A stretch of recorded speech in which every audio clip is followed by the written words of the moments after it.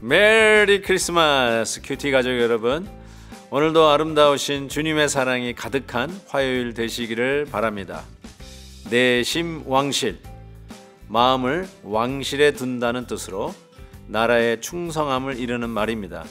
우리의 마음의 중심을 하나님께 두고 하나님 나라에 충성하는 믿음의 태도로 나아간다면 반드시 신앙의 고도가 높아질 줄 믿습니다. 오늘 함께 부를 찬송은 379장 주의 말씀 듣고서입니다. 다 함께 1절을 찬송하겠습니다. 주의 말씀 듣고서 준행하는 자는 반석 위에 터닫고 집을 지은 같아. 비가 오고 바람 부딪혀도 반석 위에 세운 집 무너지지 않네. 잘 짓고 잘 짓세 우리 집 잘 짓세.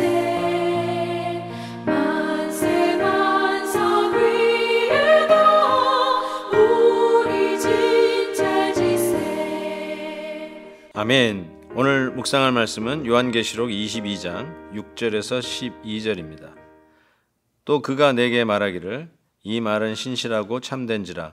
주고 선지자들의 영의 하나님이 그의 종들에게 반드시 속히 되어질 일을 보이시려고 그의 천사를 보내셨도다. 보라, 내가 속히 오리니 이 두루마리의 예언의 말씀을 지키는 자는 복이 있으리라 하더라.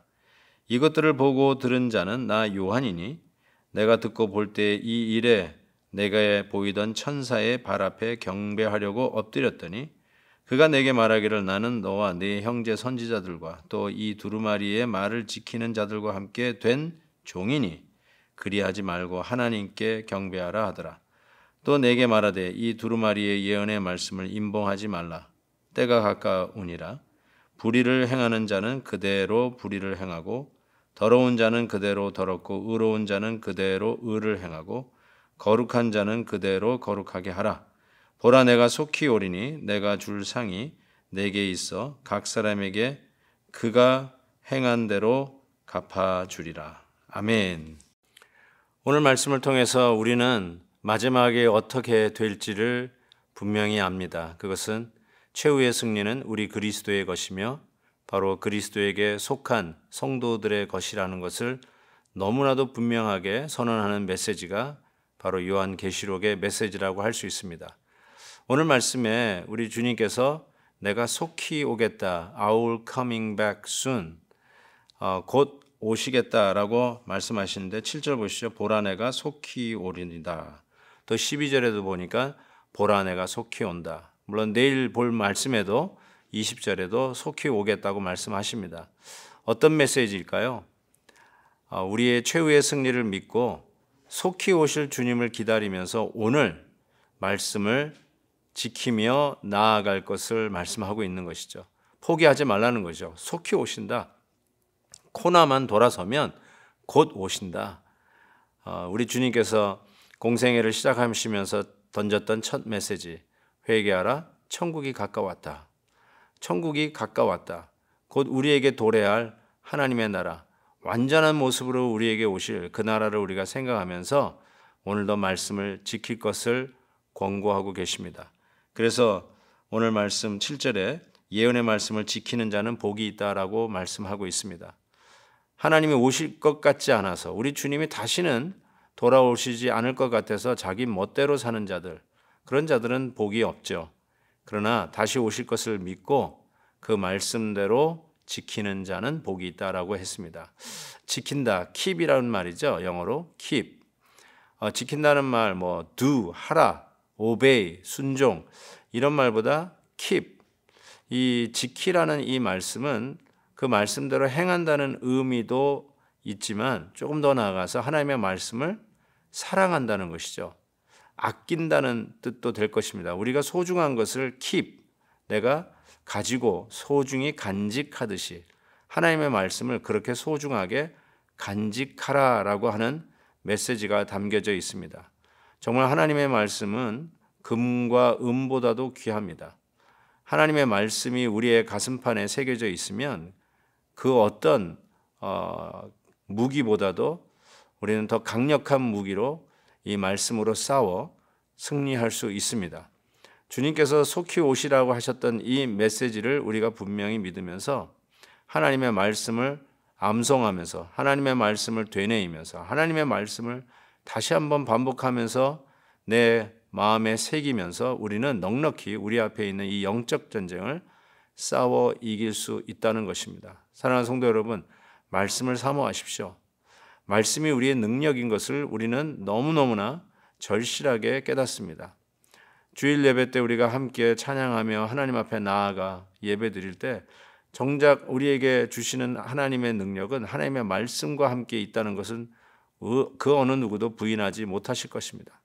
하나님의 말씀이 이러하다라고 선포되어질 때 성도님들은 은혜를 받게 되고 힘을 얻게 되고 그리고 예배의 영광을 보게 됩니다.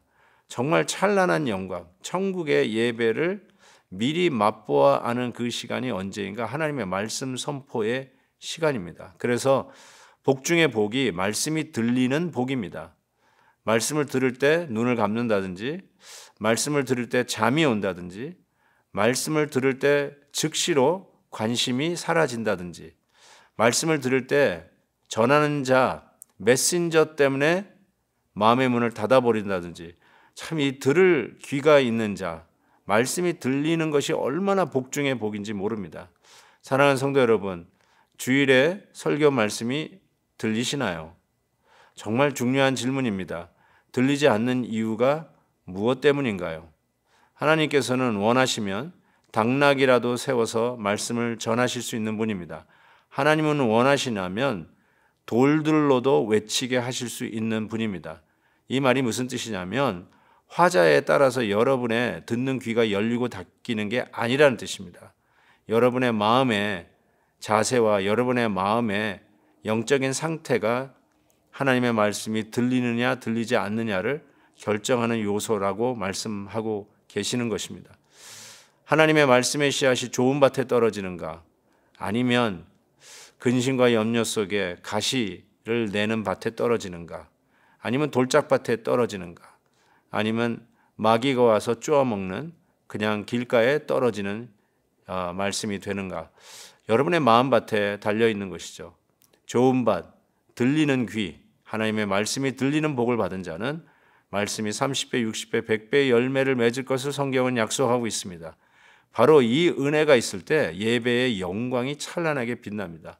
얼마나 은혜를 받는지 너무너무 좋아서 오늘 말씀에 이렇게 얘기하죠. 심지어는 이 요한이 그 자리에서 엎드려 경배하려고 합니다. 이 말씀을 전하는 천사들의 발 앞에 엎드려서 경배하려고 합니다. 그때 천사가 다시 한번 이야기를 하죠. 경배할 대상은 우리 하나님 외에는 없다라고 하시죠. 그래서 하나님의 말씀을 전하는 메신저들은 경배의 대상자가 아님을 다시 한번 분명히 합니다. 말씀을 은혜를 받았다고 목사님을 우상 숭배하듯이 경배하시면 안 되죠. 오직 경배의 대상자는 하나님이십니다. 하나님만 높임을 받으시고 메신저인 목사님들은 단순히 전달자, 딜리버러, 배달자라는 것을 꼭 기억할 필요가 있습니다. 물론 목회자들을 존경하시고 격려하시고 또 기도해 주시고 또 마음에 쉼을 얻도록 옆에서 협조도 하셔야 될 것입니다.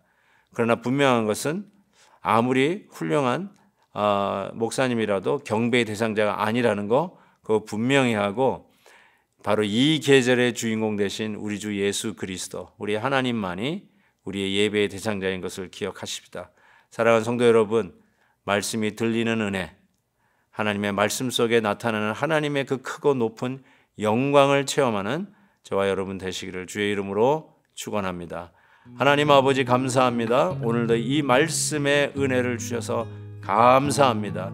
말씀이 들리는 은혜를 주시옵시고 말씀을 킵하는, 체리시하는, 소중하게 간직하며 말씀을 지켜 행하는 자가 받는 복을 누리게 해 주옵소서. 예수 그리스도의 이름으로 기도하옵나이다. 아멘. 내일 또 뵙겠습니다.